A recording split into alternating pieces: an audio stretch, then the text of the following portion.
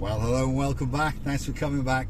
Where are we? That's what you're wondering. Well, we're exiting the compound of the body shop and the mechanics, and we're heading down towards that blue Mediterranean Sea. It really is a spectacular day indeed. There's no doubt about that. Summer has arrived with a bang.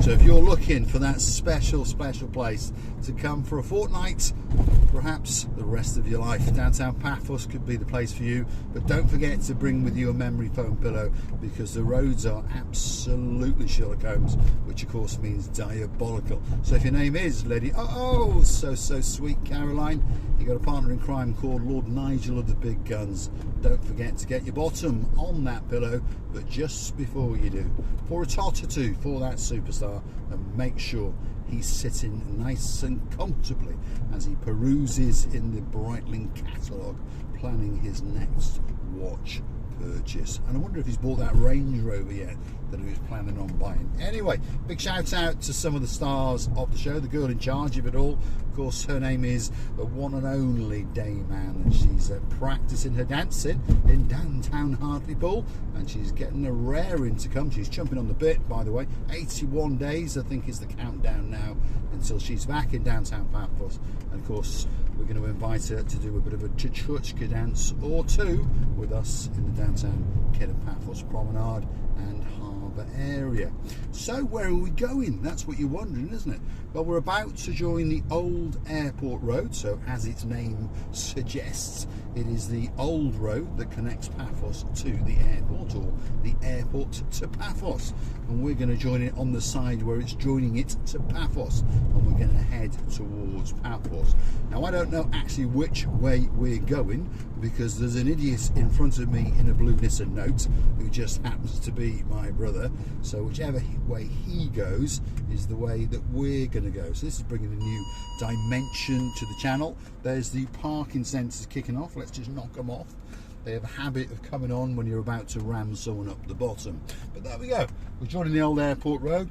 He's in a Nissan Note, as you can see, in blue. Good little car, by the way, if you're thinking about buying one, or perhaps if you've already got one, you already know it's a good little car. But, well, it's a little bit plasticky and it's not that comfortable. But if you want to whiz around town, perhaps if you're in downtown Paphos as a hire car, it could be that car for you. And of course, it's quite cheap on the benzene, isn't it? On that note of the benzene, if you're wondering how the channel is funded, where does the money come from? Or in Arabic, the word for that is falus. Where does it come from? Well, basically it comes from you. I'd like to thank you very much for that, of course. What you can do is click through to our About page, where you will find a little icon and it says Buy Me a Coffee, or you can search for us in Google, Buy Me a Coffee, Marika and me, and up it will come.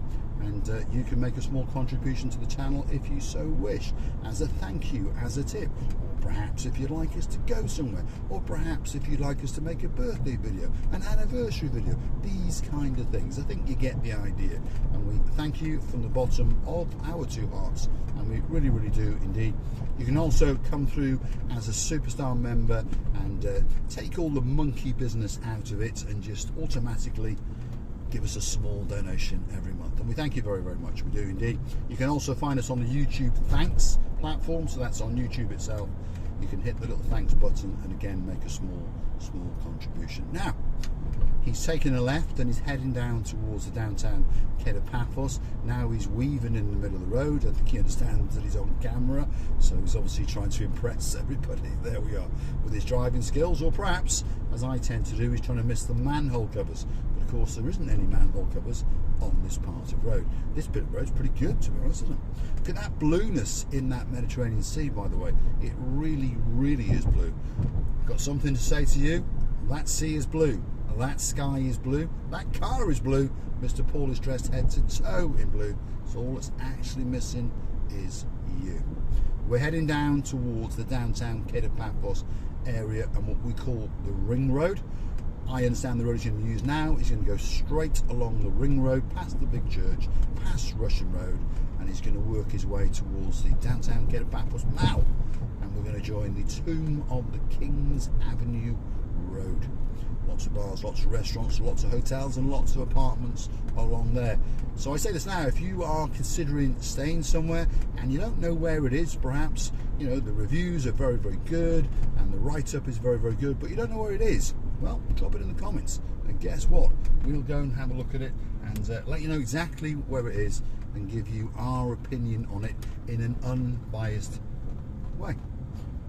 Now, we are on this dual carriageway, and I'm going to warn you now, a little warning anywhere in Paphos to be honest, but on these particular roads they look very, very tempting, and to be honest the speed limit probably should be 100 kilometers an hour, but the municipality in their great wisdom have decided to make it 65, 50, back up to 65, back down to 30, up to 50. I think you get the idea. And of course the idea is to catch us out when we are driving on it, because more often than not there are boys in blue and girls in blue, by the way, there are one or two in Paphos, that like to hang out by the side of the road. They always have a frappe in one hand and a cigarette in the other hand, and then somehow they're twiddling with their mobile phones. But the giveaway is that normally they've got a bit of a police uniform on, so there you go, that's who they actually are.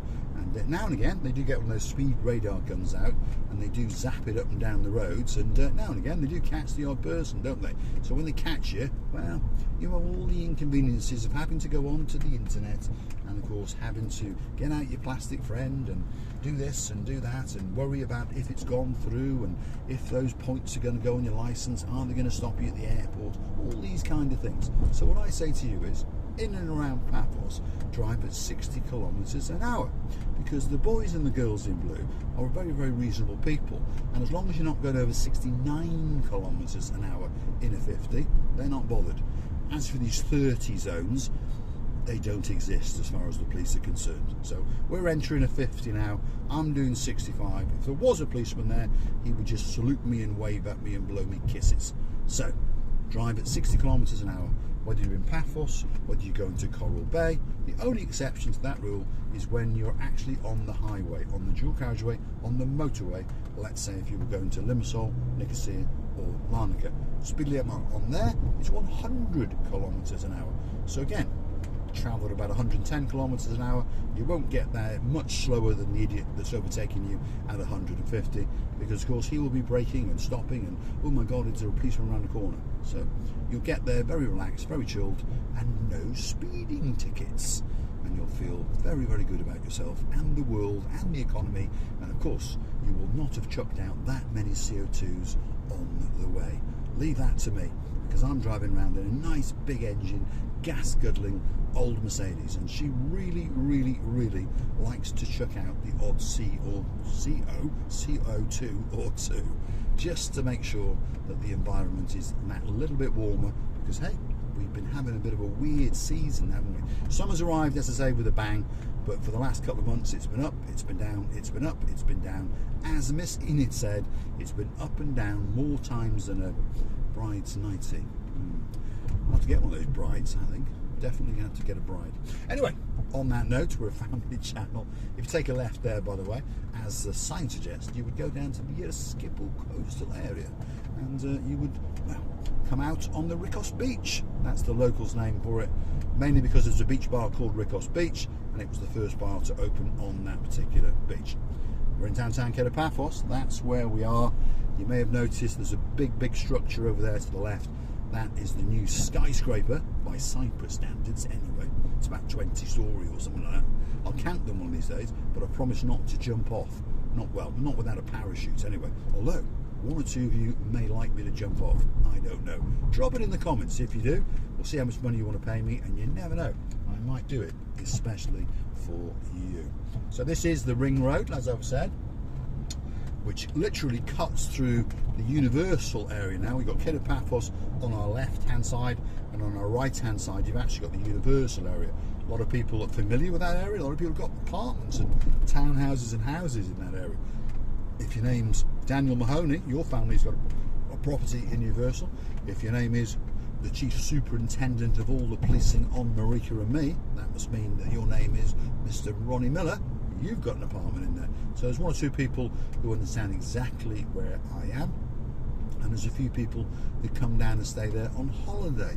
We met some people the other day, they've got an apartment in there. So quite a lot of people have got apartments in there, and quite a lot of people come down to this area and have a very, very good holiday indeed. If we take a left down here, we go past the Limonary Gardens Resort, and I know a girl called Miss Gemma, and her husband's Mr. Jason, and she's coming out to town very, very soon indeed. And of course she's bringing the two boys, and they're going to go jet ski in the living daylights out to the blue Mediterranean Sea. So we're going to keep on going, and we're going to come past a big church on the left hand side, and then across that at those traffic lights, if you turn right, you go up what we call Russian Road. There's quite a few businesses on there owned by Pontius and Russian ethnics, so complicated to explain, but basically there's a lot of Russian speaking on that road, so that's why it's called Russian Road. It has got another name as well, obviously, but well, to you and me, it doesn't really matter. We can't pronounce it. Even the Russians call it Russian Road, and the locals call it Russian Road, so it's called Russian Road. Want to know the price of benzene in? Let's have a look. Quick look at that. What's it say over there? €1, 39.5. So it's pretty much staying there at that price now. So what's that? €7-ish. Yeah, €7-ish, isn't it, per gallon if we're in British.